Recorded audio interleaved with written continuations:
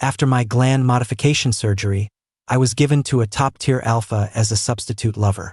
He likes to have me rest my head on his lap, fiddling with the little bell on my collar. Sir, I'm a good boy, right? Oliver Vance took a drag from his cigarette and chuckled. Of course. And do good boys get rewards? He pulled me into a tight embrace. I can give you anything you want. Anything but a mark. Later, his old flame forced my hand, and I destroyed my own scent gland. Oliver, I don't have a scent anymore. I'm not like him now. But Oliver, looking like a man possessed, tried everything he could to make me whole again. Oliver Vance was a business legend in New York. The Vance family had been a powerhouse for a century, but even they were starting to show their age in the new wave of tech and manufacturing. After Oliver took the reins, it took him only 3 years to bring the family back to the pinnacle of power. Only a very few people knew that this brilliant, exceptional alpha, a true golden boy, was hopelessly in love with an Omega who was already married. I was lucky enough to be one of those few. So when the Preston family, desperate to curry favor with Oliver, sent me to the operating table for gland modification, I made a specific request. My pheromones have to smell like Lily of the Valley, because the scent of Oliver Vance's one that got away was Lily of the Valley. At a lavish victory party, I was presented to Oliver as the Prestons' adopted son. When I first arrived, his eyes barely grazed me. The line of people who wanted something from him was a mile long. Young, beautiful Omegas like me were sent his way every day. But when a waiter accidentally spilled wine on me, soaking the scent patch on the back of my neck, a faint trace of pheromones mingled with the aroma of champagne. That's when Oliver's gaze locked onto me. My white shirt, soaked with champagne, clung to my body, nearly transparent. What's your name? I feigned confusion and helplessness, lowering my head. Mr. Vance, my name is Julian. In front of everyone, Oliver unbuttoned his suit jacket and draped it over my shoulders. Go get changed. I was led to the presidential suite upstairs. After I showered, the person who brought me fresh clothes wasn't a hotel employee. It was Oliver himself. I stood there shyly, wrapped in a bath towel, barefoot, half hidden behind the door. Oliver's eyes scanned me from head to toe, finally landing on the small, red mole on my left collarbone. Are you afraid of me? I shook my head. Oliver raised an eyebrow, strolling past me as he undid the top 2 buttons of his shirt. He pulled the leather belt from his waist, folded it, and held it in his hand. The hard edge of the belt tilted my chin up. Then find a way to seduce me. The subtle, restrained scent of cold fur began to fill the air. I stared at Oliver, utterly mesmerized. Okay. I extended the tip of my tongue and, under his watchful gaze, shyly licked the edge of the leather. With no scent patch to block it, I deliberately released my pheromones. The next second, my feet left the floor as Oliver swept me up and carried me into the bedroom. Oliver was very pleased with me. He needed an obedient, understanding Omega to help him distress. I wasn't actually obedient, but I was very good at pretending to be. I could read every look in Oliver's eyes. I would anticipate his needs, even daring to try new things. For the first 2 weeks, I was practically confined to that hotel room. When I wasn't eating or sleeping, I was with Oliver. After the gland modification, my body began to change. The most obvious difference was my stamina. It was shot. Even my muscle tone had softened, my frame becoming slightly more slender than when I was a beta. The doctor had warned me that, for the first year, my body could reject the gland at any time. I was supposed to stimulate it as little as possible. But the Prestons didn't care about that. They were eager to trade me for their own gain. Every time I released a large amount of pheromones, the gland would swell and throb with pain. It was an agonizing, drilling pain that made me want to claw the flesh from my own neck. But I loved the look on Oliver's face when he was lost in passion, as if I'd put him under a spell. He never said it, but I knew. He was just addicted to the Lily of the Valley scent. After I passed out from the pain for the umpteenth time, Oliver hired 2 personal trainers for me. You're out of shape, was his assessment. On the surface, I smiled and agreed. Inwardly, I was cursing him out. Alphas have an overwhelming physical advantage to begin with. Oliver was like a machine. He could work for 8 or 9 hours during the day, then still have the energy to play with me until 2 or 3 in the morning. He was barely human. Oliver had me move into his villa. It was only later that I learned in the 5 years since Samuel had left, Oliver hadn't been with anyone. No wonder he was so starved. The great Mr. Vance, who lived in a world of glamour and excess where people would line up at the crook of his finger, had been toughing out his ruts alone with suppressors. Others thought he was just disciplined, but I knew the truth. Someone lived in his heart, and even though that person was married and gone, Oliver refused to touch anyone else. Even I had only managed to seduce him because of my similar pheromones. Oliver's love, it was truly something to behold. One day, I would make that love mine and mine alone. Soon, everyone knew that Oliver Vance was keeping a low-class omega. All sorts of people started trying to imitate the move, some even finding omegas who looked vaguely like me and trying to shove them into Oliver's room. Oliver turned them all away. I feigned innocence, resting my head happily on his lap. This is nice. Sir only likes me, right? Oliver stroked my hair, teasing my earlobe with his fingers like he was petting a cat. Of course, they aren't as well behaved as you. A rare moment of peace was shattered by a ringing phone. Oliver answered it. Seeing that he didn't expect me to leave, I grew bold and unbuckled his belt. Oliver glanced down at me. I just smiled and lowered my head. Yeah, okay. See you tonight. The call was shorter than I expected. Before I could even beg for mercy, Oliver pulled me up and onto his desk. Sir, I was just joking. I like this joke. Continue. I lay sprawled on the desk like a rag doll while Oliver, thoroughly satisfied, rose and went to the bathroom. Get cleaned up. I'm taking you out tonight. Hearing that, I struggled to my feet and went to the guest room to get ready. I was buzzing with excitement. This was the first time Oliver was taking me to meet his friends. In the private room, all eyes were on me. Some were surprised, some mocking, some sizing me up. He's pretty, I guess, but I don't see what's so special. You don't get it. The purer they look, the wilder they are. The Prestons must have trained him well. Otherwise, how could he keep Oliver satisfied? These rich heirs were used to treating omegas as accessories. If they wanted, an omega could even be a toy to be traded. I stayed quietly by Oliver's side, my gaze fixed on my own feet. An alpha with long hair in a wolf cut walked over, looking like the host of the party. He slung an arm around Oliver's shoulders. His eyes, sharp and openly aggressive, were locked on my face. Oliver, my man, aren't you going to introduce us? Quinn, this is Mr. Quinn. Oliver gestured for me to greet him. Hello, Mr. Quinn. I'm Julian. Quinn's voice was laden with meaning. Julian? Little raindrop. A jolt went through me. I kept my head down and said nothing. I couldn't believe he still remembered me. Oliver didn't notice anything was wrong. He just shifted slightly, shielding me behind him. Quinn, this is my omega. He thought Quinn was just flirting with me. Quinn just smiled. My bad. Oliver guided me to a seat, and soon people were crowding around to toast and chat with him. During a drinking game, I was forced to down a few glasses. Sir, I'm going to the restroom. The one in our room was occupied, so I had to go to the public one outside. When I washed my face and looked up, Quinn was leaning against the wall, arms crossed, watching me. Still pretending you don't know me? You're Raindrop, aren't you? I glanced at the people coming and going in the hallway. Come in. Let's talk privately. I led Quinn into one of the bathroom stalls. The moment the door closed, Quinn slammed me against it, trapping me between his arms. You're a beta. How did you end up as an omega at Oliver Vance's side? He leaned into the crook of my neck, sniffing brazenly. When he finally placed the familiar scent, his pupils dilated. Why do your pheromones smell exactly like Samuel's? Quinn's words caught in his throat. The fruit knife I'd hidden up my sleeve was now pressed against a very important part of his anatomy. Mr. Quinn, I don't know any Raindrop, and I have no idea what you're talking about. Quinn's face darkened. When he realized he was being threatened by an omega, his primal instinct to conquer flared up. He quickly pulled a Swiss Army knife from his pocket, flicking it open and pressing it to my neck. I'm not mistaken.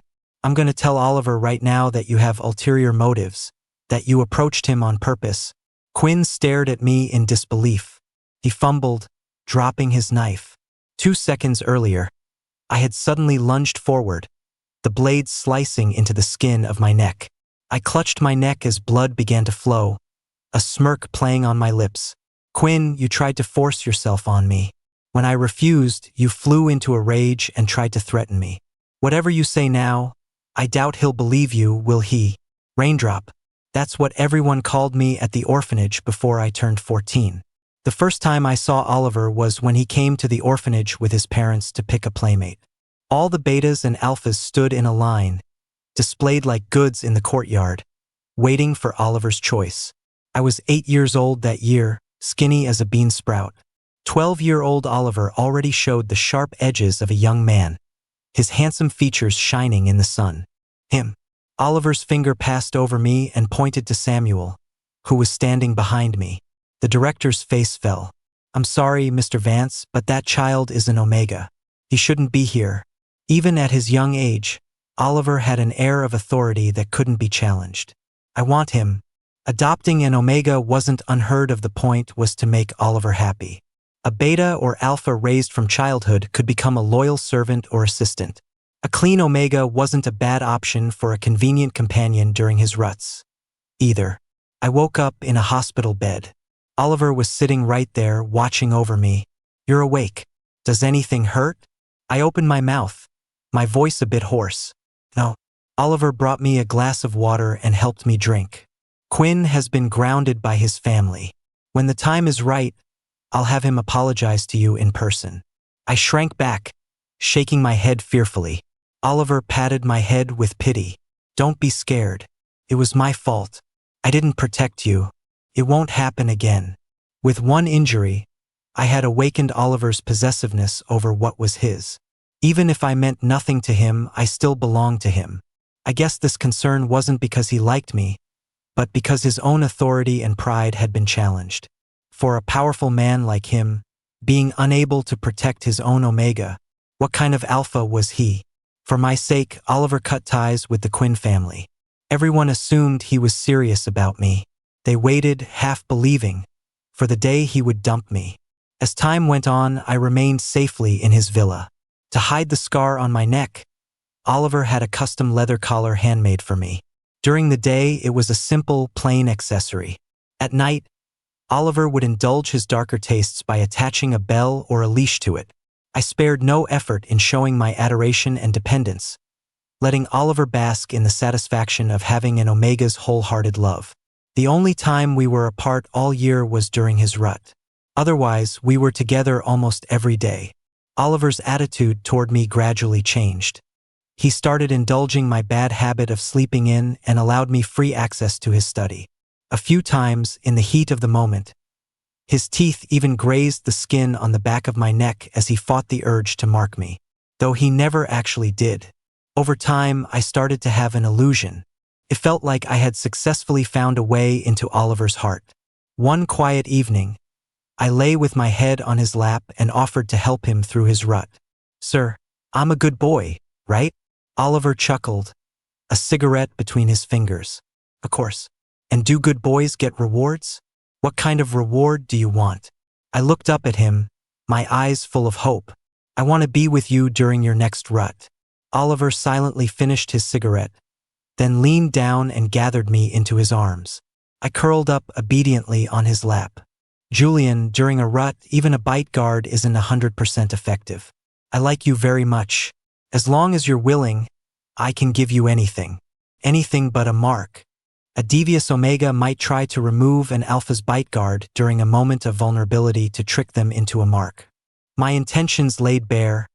I buried my face in his shoulder, disappointed. I like you too. It's okay. As long as I can be with you, a mark doesn't matter. Oliver smiled, satisfied, and placed a soft kiss on the back of my neck. And I truly meant it. As long as I could be with Oliver, nothing else mattered.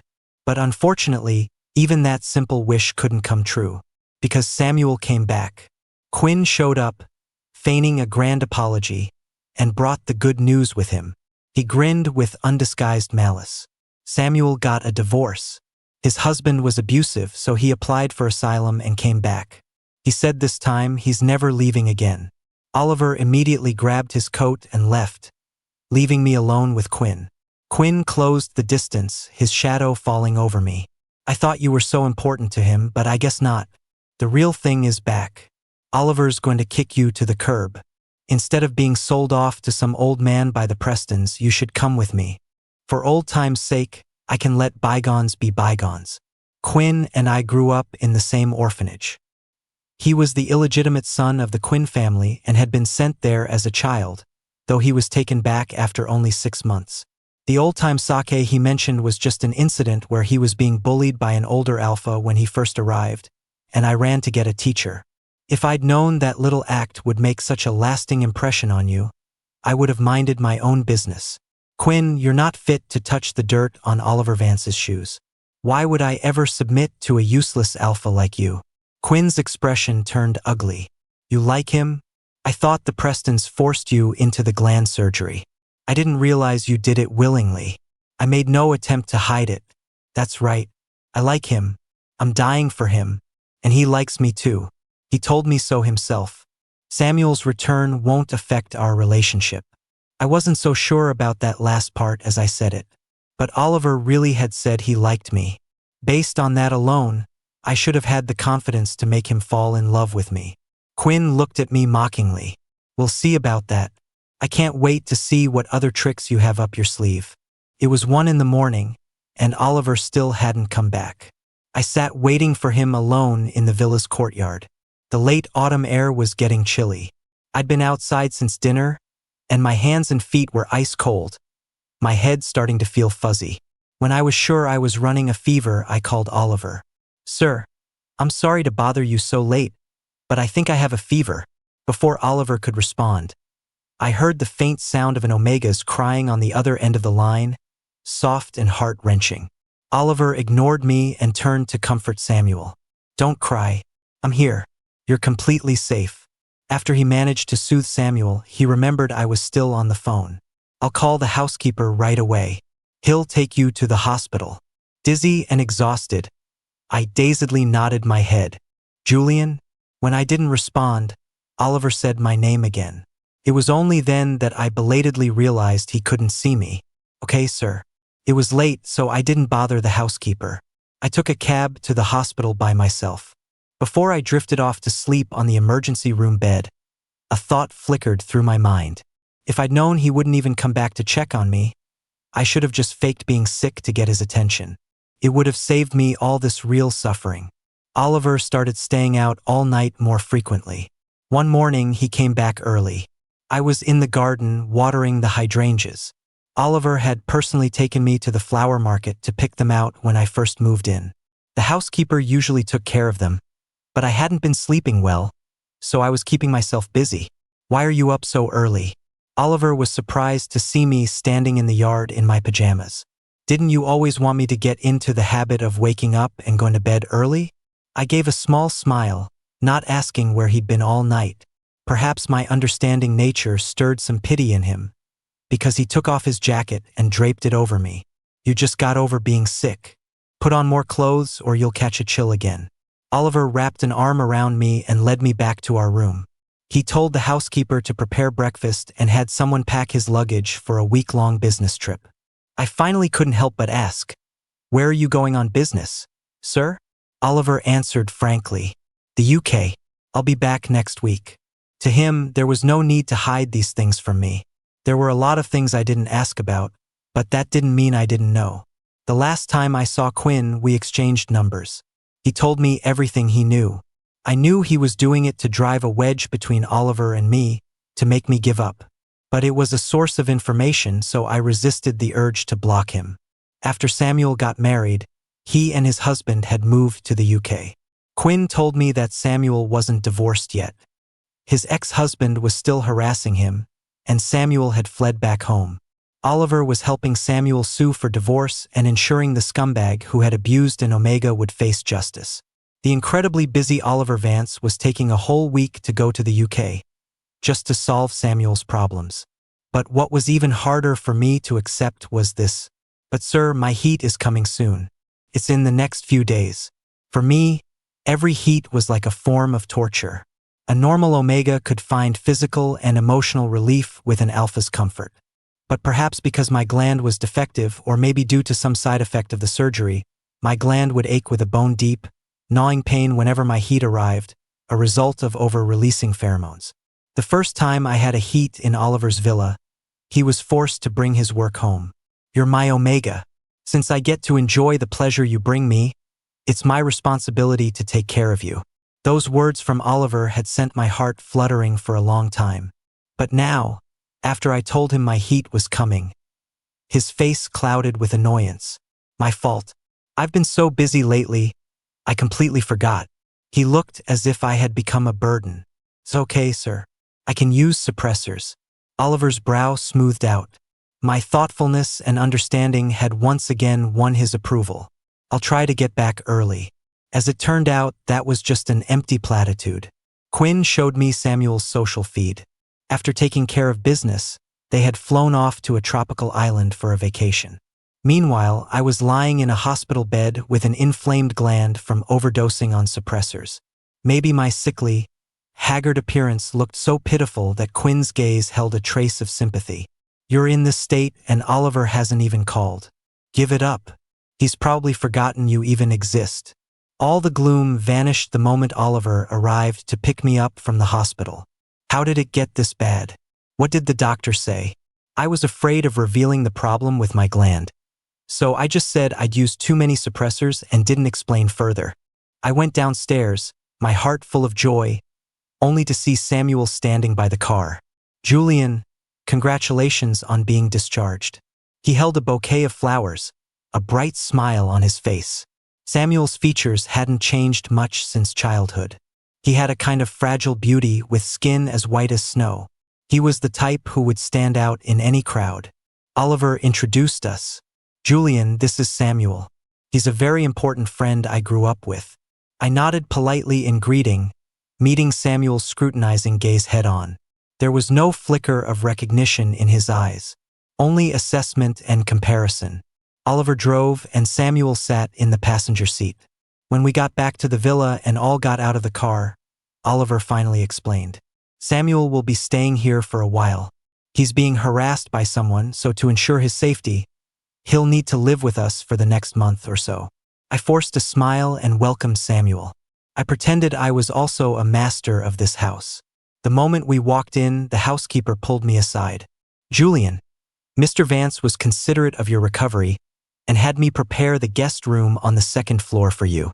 Please go take a look and let me know if you need anything else." My carefully constructed facade shattered. Samuel hadn't done a thing. He just stood there and effortlessly stripped me of all the affection I had spent the past year currying from Oliver. At least he hadn't kicked me out completely. I watched as Samuel followed Oliver upstairs. At the turn of the staircase, Samuel dropped his pretense, his hostile gaze meeting mine. And in that moment, a dark thought took root in my mind. If Samuel just disappeared from this world, would Oliver's eyes finally see only me? Samuel came to me on his own. Oliver was at work during the day, leaving just me and Samuel in the villa. I didn't understand why Oliver would leave the person he supposedly loved alone with a substitute. He must have thought my act was so convincing that I posed no threat to Samuel. "Julian, has anyone ever told you our pheromones smell a bit alike?" Here it comes. The classic line from the one that got away when they meet the stand-in. "He's only with you because you're like me." I remained unfazed. "I know." Samuel frowned, clearly unsatisfied with the impact of his bombshell. "Oliver and I grew up together. We always thought I would be his one and only omega.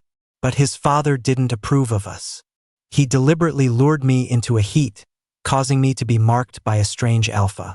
I had no choice but to marry that man. It wasn't what I wanted, but I felt I had wronged Oliver, and I was too ashamed to ever see him again. I cut him off coldly. "Then why did you come back?" Samuel was taken aback. He hadn't expected me to be so unmoved after hearing his tragic tale. "I didn't. Oliver came to me. He said he couldn't forget me and wanted to start over. But I know that's not fair to you." I felt a knife twist in my chest. "You're right, it's not fair. So when are you leaving? After being rebuffed 3 times, Samuel saw that I had no intention of being polite and dropped his phony act. Julian, that's the question I should be asking you. Oliver has a soft heart. He's afraid if he kicks you out, the Prestons will mistreat you. He just pities you. Don't you have any self-awareness? Between you and me, one of us has to go. I couldn't help but wonder. Maybe Oliver didn't want to say these things himself, so he was using Samuel as his mouthpiece. Sorry, but unless Oliver Vance personally tells me to get lost, I'm not leaving. I swear, I didn't lay a hand on Samuel. But when Oliver came home that night, he threw open my door, ready to interrogate me. What did you do to Samuel? Why was he induced into a heat? I was completely baffled. What? After Samuel came to see me, I stayed in my room all day. I had no idea what had happened to him. Oliver glared at me. Samuel just got divorced. He just had his mark removal surgery. His gland is already fragile. One wrong move and he could be permanently disabled. I know you're not as innocent as you look, but I never thought you'd do something so cruel. I'd be the first to admit I'm no saint. But Oliver's accusation shattered me. He didn't even give me a chance to explain before pronouncing me guilty. I didn't do anything. If we were talking about cruelty, the only person I'd ever been cruel to was myself. I don't know if Oliver believed me or not, but he didn't waste any more time on me and rushed back upstairs. The villa was in chaos, with everyone swarming around Samuel. The Vance family doctor was there too. I stood outside the door, watching Oliver hold Samuel in his arms, following the doctor's instructions to release calming pheromones to ease his pain. The doctor said, "Mr. Vance, his fever is persistently high. This isn't good. We need to get him to a hospital right away." Without a word, Oliver scooped Samuel up. As he passed me, he bumped into me, and I staggered. In that instant, I suddenly found it all so boring. Oliver's back didn't seem so broad and tall anymore. The alpha I had been crazy about for so many years was just a fool who could be easily deceived by a few words. He must be drunk on love. Once the fantasy fueled by hormones shattered, the obsession and affection vanished in an instant. I started to reject everything about Oliver as a way to soothe my own wounded heart. In this contest, Samuel had won, but only because I didn't want to play anymore. I was also dragged to the hospital. The doctor said that Samuel's gland hadn't recovered well from the mark removal surgery. Now, with the persistent high fever and inflammation, it was unlikely to function properly again. I stood there numbly until Oliver's hoarse voice broke the silence. I asked the housekeeper, "You and Samuel had an argument this afternoon. He didn't see anyone else besides you." Oliver stated it as a fact. Everything was going according to Samuel's plan. I failed to protect Samuel before, which led to him marrying someone he didn't love. Now that I've brought him back to my side, I want to make it up to him. Julian, you have no reason to be jealous of him. Jealous? So Oliver knew what I was thinking all along. I'm not just jealous of him. There were times I wanted him to disappear. Oliver's gaze turned sharp, but I only dared to think it. I was afraid if I actually did something to him, you'd make me pay. Mr. Vance, I may not be smart, but I'm not an idiot. The change in how I addressed him created a tense standoff. The doctor, reading Oliver's expression, interjected, "If we could find a pheromone source similar to the patient's and use it to purify a serum, there might still be a chance of recovery. Perhaps. Does the patient have any siblings who are omegas?" Samuel was an orphan. What siblings could he possibly have? For a fleeting moment, Oliver's eyes fell on me. He looked away quickly, but I caught it. So that's it. This is what Samuel wanted. He wanted Oliver to be the one to ask me to provide my pheromones to treat him, just to show me my true place in Oliver's heart. You'd have to watch a lot of soap opera dramas to come up with such an obscure method of torture. Couldn't help it. I let out a small laugh. Unfortunately for them, I had no intention of giving Oliver that opportunity. I tore the black collar from my neck and tossed it into the trash can beside me. Don't bother looking. Use mine. After all, my gland was designed to replicate his pheromones in the first place. Oliver stood there, frozen. What do you mean? Looking at the face that had once driven me wild, I suddenly felt a little sorry for him. the great head of the Vance family, being played like a fool by two omegas from an orphanage. I lied to him because I loved him. I could only hope Samuel's reasons were the same. Otherwise, Oliver's situation was just too tragic. It means exactly what it sounds like. To get your attention, I used the Preston family's money to turn myself into an omega. I knew you liked Samuel, so I deliberately had this artificial gland installed to mimic his pheromone scent. For the past year, you seemed satisfied enough with this counterfeit. So please, be generous and give me a nice sum for my services. Oliver's eyes were wide with astonishment and shock. And maybe something like pain. You want to leave me? He probably couldn't accept being played. A blow to his pride. I was used to his calm, composed demeanor. This expression was a refreshing change. The doctor awkwardly tried to bring the conversation back on track. We'll have to extract a sample of the pheromones for testing to see if it's a match. I started to follow the doctor out, but Oliver stopped me. Will extracting the pheromones cause any harm to the donor? The doctor hesitated. There will be some impact as it involves over-consuming pheromones, but with proper rest they can recover. Oliver paused for a second, but I impatiently urged them on. I don't care. Let's go. The results came back quickly. As expected, my pheromones were a 95% match for Samuel's.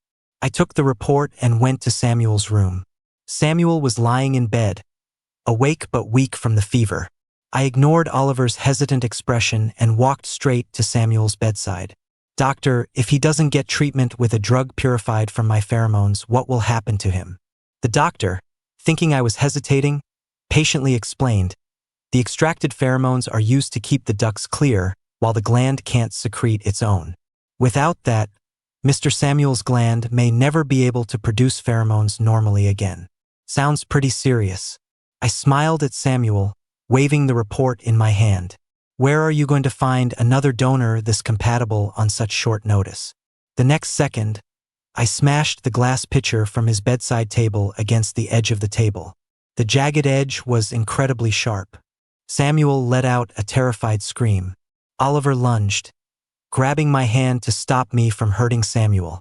I stepped back on my own, moving to a distance where I couldn't reach him. Then, to everyone's surprise, I raised my hand and plunged the shard of glass into the back of my own neck.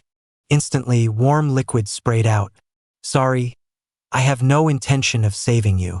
Hurting others is a crime. But no one can stop you from hurting yourself, right?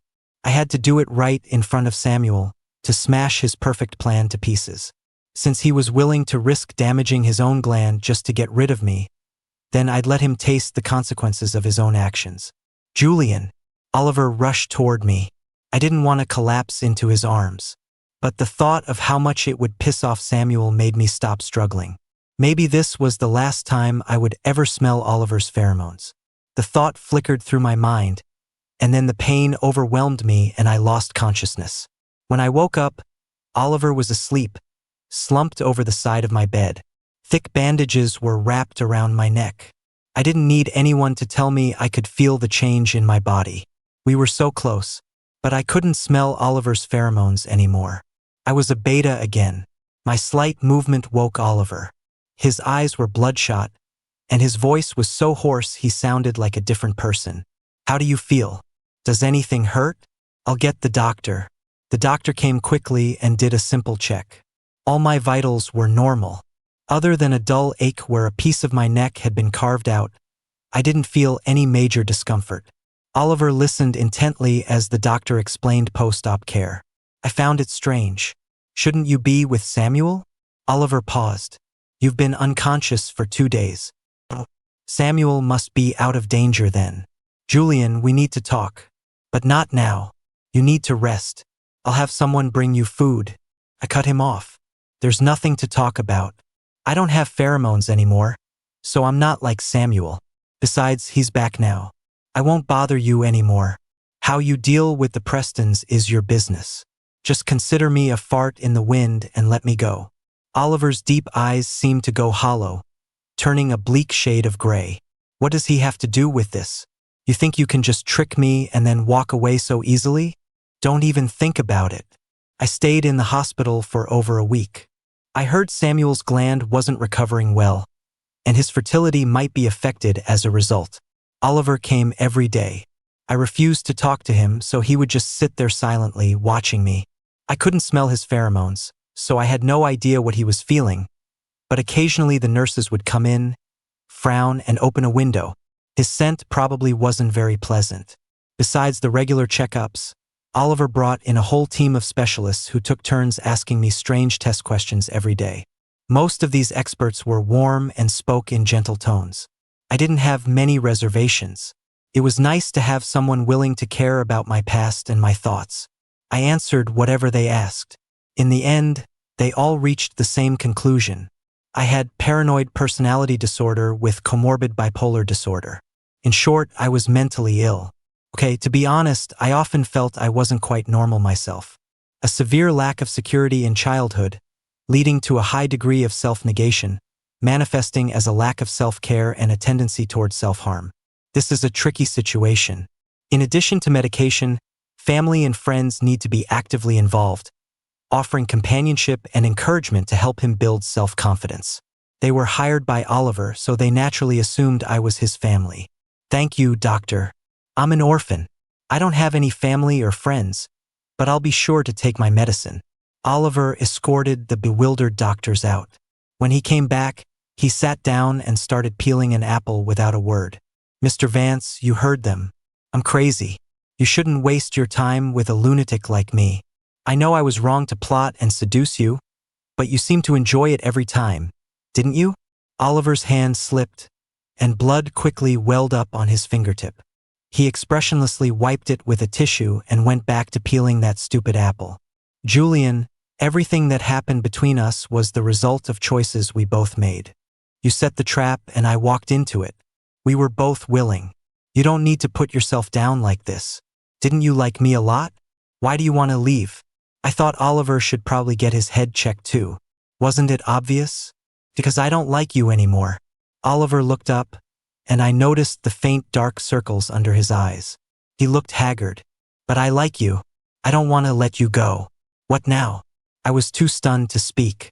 If I had heard him say that 2 weeks ago, I might have gone crazy with joy. Oh wait, I was already crazy. But right now, I just couldn't understand it. You ditched me during my heat to go gallivanting around the UK with Samuel, and you call that liking me? You brought him into our home, moved me out of the master bedroom so he wouldn't get the wrong idea, and the second something happened to him, you pronounced me guilty without even asking. Oliver, do you have some kind of emotional disorder too? Oliver's hand finally lost its grip on the small fruit knife. The perfectly good apple was now peeled down to almost nothing but the core. It's not what you think with Samuel. If it weren't for me, he never would have married that scumbag. I just wanted to do what I could to make up for it. I went to the UK because our company opened a new project department there, and I had to personally meet with our partners. I was pulling all-nighters at the office that whole time. Do you really think I was in any mood to go sightseeing? I didn't know your gland was abnormal. Your pheromones have a negligible effect on me, so I never noticed there was a problem. That's why I thought suppressors would be enough to get you through those few days. That was my mistake, and I apologize. I had you moved to a separate room because I was afraid I wouldn't be able to control myself around you. If anything I did made you misunderstand, you can just tell me directly. Julian, I thought we were in a relationship. I told you I could give you anything but a mark. Did you think I was joking? I slowly processed each of Oliver's words. Felt like things had gone completely off script. From the very beginning, I had defined myself as Samuel's substitute. But now Oliver was saying he never had those kinds of feelings for Samuel. Then why was I here? I had taken my mood stabilizers, and my thoughts were sluggish. If you don't like Samuel, then why did you accept me? You kept me around because my pheromones were like his. Oliver laughed. It sounded like he was furious. Julian, I noticed you because at that party, every alpha in the room was staring at you. You were the center of attention. I've been with you all this time because I like you. It has absolutely nothing to do with Samuel, because I can't even fucking smell a low-tier Omega's pheromones. Do you know why I couldn't mark you? My mark can only be withstood by an Omega of my same rank. If I marked you, it would have left you with a crippled gland. My brain buzzed as if struck by lightning. Why didn't you tell me sooner? Why would I think I needed to tell you something that's common knowledge? The health classes at the orphanage weren't exactly comprehensive. Maybe they assumed we'd never encounter a high-ranking alpha, so no one ever taught us that there was a biological barrier between a top-tier alpha like Oliver and a low-tier omega. Oliver's eyes took on a sick, manic glint, as if he found the whole thing darkly ironic. If I'd known you cared so little for your own gland, I would have just marked you from the start. The result would have been the same. The room fell silent. It was only when Oliver used a tissue to wipe my face that I realized I was crying. I was just talking. I didn't actually do it. What are you crying for? I wasn't crying out of fear. I was crying because of how absurd it all was. I had schemed and plotted to get close to Oliver, thinking I was so clever for using the Prestons and risking the gland surgery. And now he was telling me he couldn't even smell my pheromones. What was the point of everything I had done? Seeing me cry nonstop, Oliver must have thought I was refusing to communicate with him anymore. And you? You say you don't like me anymore, that you want to leave me. Was it to be with him? My intuition told me something. Oliver was jealous.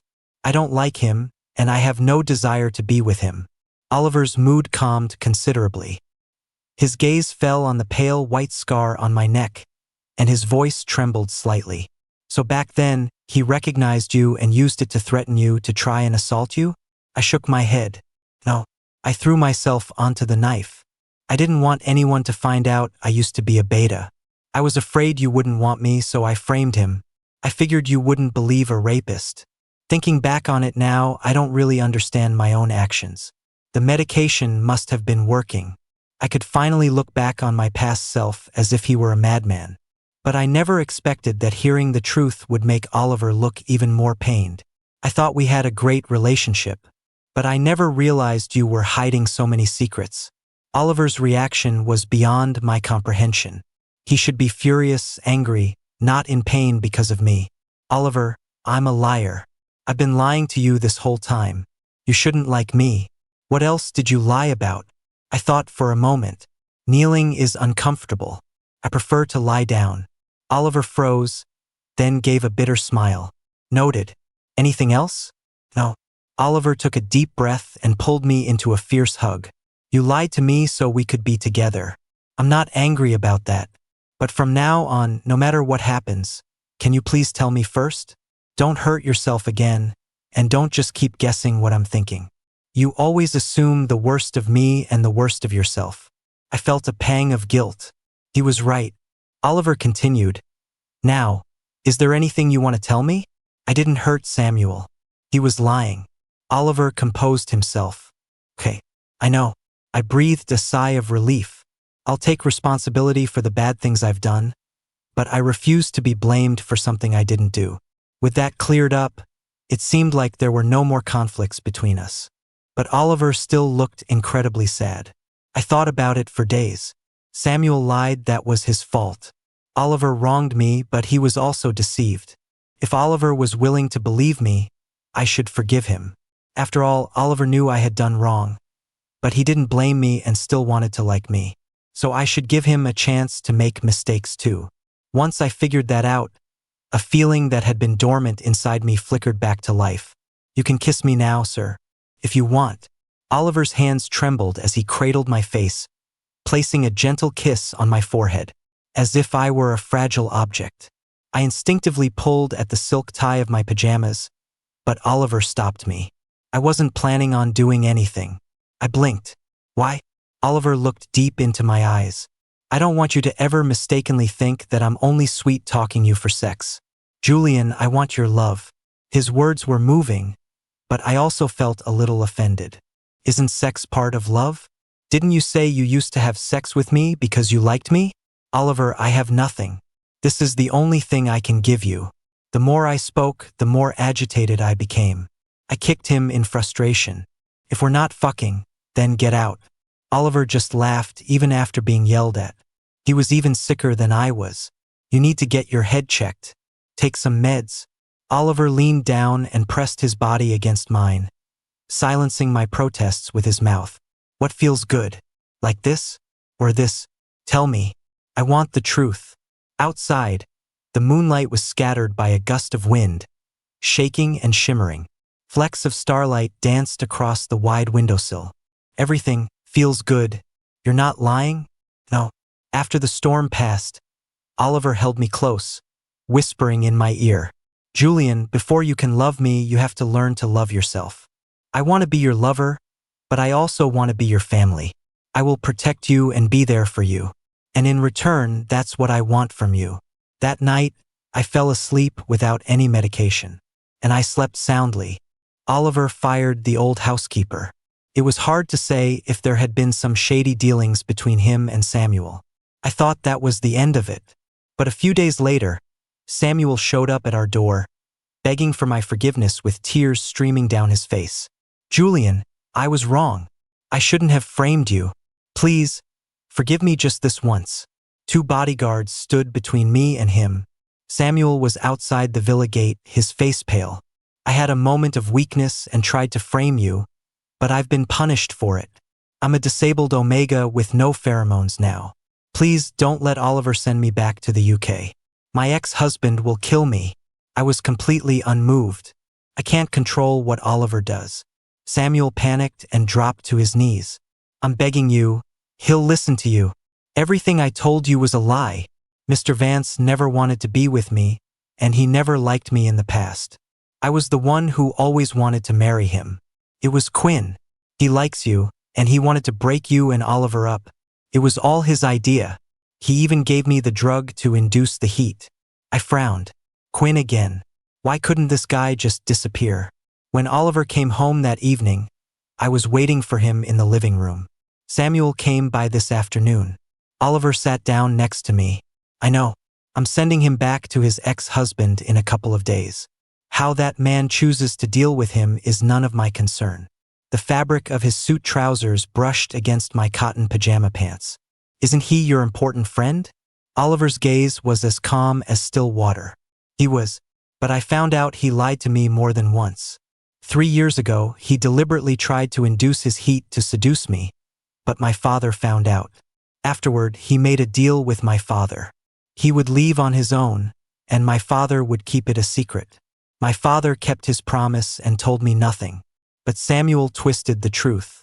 After he got to the UK, he wrote to me, claiming my father had deliberately set him up to be forcibly marked by an alpha and driven away. It wasn't until I started looking into his divorce papers that I found out the real reason he was being beaten was because he had cheated multiple times during the marriage, and his husband found out. I sighed. Your judgment is terrible, Mr. Vance. That's the playmate you picked out at first sight. Oliver's expression was a little unnatural. I was a kid. I just thought a playmate should be pretty and nice to look at. He stood out. I subconsciously touched my own face. Oliver pulled me onto his lap. In my eyes, you're the most beautiful one now. What about Quinn? What are you going to do about him? What do you want me to do? I pouted. I don't know. I just don't want to see him again. Oliver raised an eyebrow. But you've known each other since you were kids, right? That tone. It sounded just like how I had questioned him a moment ago. What a petty man. So what if we knew each other? There were over 40 kids in that orphanage. I can't even remember all their names. If he hadn't recognized me, I would have forgotten all about him. Oliver was quite pleased with that answer. Then let's have him get lost and leave the country too. I added mischievously, you could leak the news to him that Samuel sold him out. Let the dogs fight. It would be fun to watch. Oliver sighed. How did I ever think you were innocent? You're full of wicked ideas. His hand wandered restlessly under my shirt. His fingertips kneaded the soft flesh of my stomach. I grabbed his hand, stopping its exploration. I'm not done. My birthday is coming up. In reality, no one knew my birthday. I had designated the day I first met Oliver as my birthday. Oliver asked, "What do you want for a gift?" I was a little embarrassed. I lifted my head, exposing the scars on my neck. I really liked my old collar. I have scars on the front and back of my neck now. It's so ugly. Could you get me another one? Oliver's breathing quickened, his gaze turning feverish. With the greatest pleasure. Only this time, I want to engrave my name on the back of the collar. May I? That way, whenever anyone saw the collar, they would know that Oliver was my alpha. It was no different from a mark. I readily agreed. Is that all? Anything else? I buried my face in Oliver's shoulder. I want you to be like you used to be with me sometimes. Oliver played dumb. For example, shyly, I undid his tie and, in place of a collar, looped it around my own neck, looking up at him with anticipation. Oliver chuckled. He took the end of the tie and gently kissed the tip of my nose. Good boy, Neil.